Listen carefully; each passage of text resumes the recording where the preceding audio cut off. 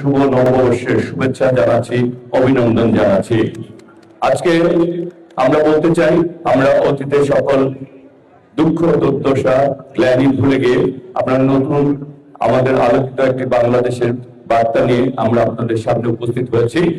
আমরা চাই আমাদের দুঃখ দুর্দশাকে ভুলে গিয়ে আমরা কর্মের মাধ্যমে আমরা আমাদের স্বপ্নের বাংলাদেশ গড়তে চাই, আমাদের প্রত্যাশিত বাংলাদেশ গড়তে চাই।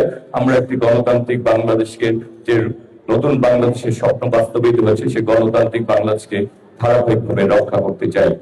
আমরা চাই আপনাদের ভোটের মাধ্যমে আমরা নির্বাচিত হয়েছি, আপনাদের জনগণের কাছে আমাদের জবাবদিহিতা থাকবে। জনগণ প্রতিনিধিত্ব করে আমরা তাদের জবাবদিহিতা নিয়েই আমরা আমাদের বাংলাদেশকে যেমনি ভাবে করতে চাই, আমরা ঢাকা নয়কে তেমনি ভাবে করতে চাই।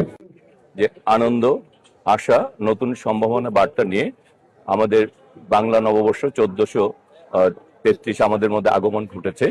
আমরা আমাদের অতীতের দুঃখ দুর্দশা কষ্ট ভুলে গিয়ে আমরা আমাদের নতুন বৎসরকে বরণ করে নিচ্ছি। এই নতুন বৎসর আমাদের অপ্রাপ্তিকে ভুলে দিয়ে, আমাদের দুঃখ কষ্টগুলিকে ভুলে দিয়ে আমাদেরকে আমাদের নতুন সম্ভাবনার দ্বার খুলে দিবে। আমরা আমাদের স্বপ্নের গুলি বাস্তবায়ন করব।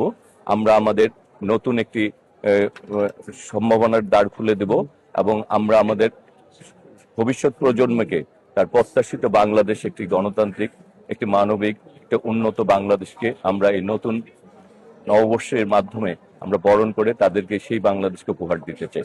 দীর্ঘ 17 বছর পর তার ভোটের মাধ্যমে একটি গণতান্ত্রিক বাংলাদেশ পেয়েছে। যে বাংলাদেশে মানুষ মনে করছে এই বাংলাদেশ তাদের, এই বাংলাদেশের মালিকানা তাদের, মালিক তারা তাদের অধিকার ফিরে পেয়েছে। মানুষের দীর্ঘদিনের অপ্রাপ্তি, মানুষের যে স্বাধীনতাকে হরণ করা হয়েছিল, ভোটাধিকার হরণ করেছিল, গণতন্ত্রকে হরণ করেছিল, এই 12ই ফেব্রুয়ারি নির্বাচনের পর একটি গণতান্ত্রিক বাংলাদেশ প্রতিষ্ঠিত হওয়ার মাধ্যমে এবং আমাদের মাননীয় প্রধান জনাব তারেক রহমানের নেতৃত্বে যে গণতান্ত্রিক বাংলাদেশে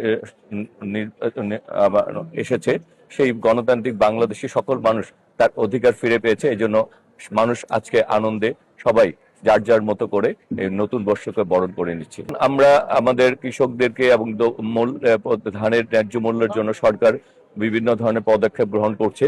আমরা আমাদের এই আপনারা দেখেছেন সারা পৃথিবীতে আজকে যে যুদ্ধের একটা ক্রাইসিস চলছে, তার মধ্যেও আমাদের সরকার এই মানুষের যাতে উপরে কোনো রকম ভোগান্তি তৈরি না হয়, মানুষকে যাতে দ্রব্যমূল্য চড়া মূল্যে কিনতে না হয়, সেই জন্য ব্যবস্থা গ্রহণ করছে।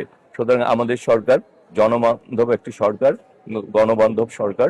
এই সরকার সকলের অধিকারকে প্রতিষ্ঠা করার জন্য কাজ করছে।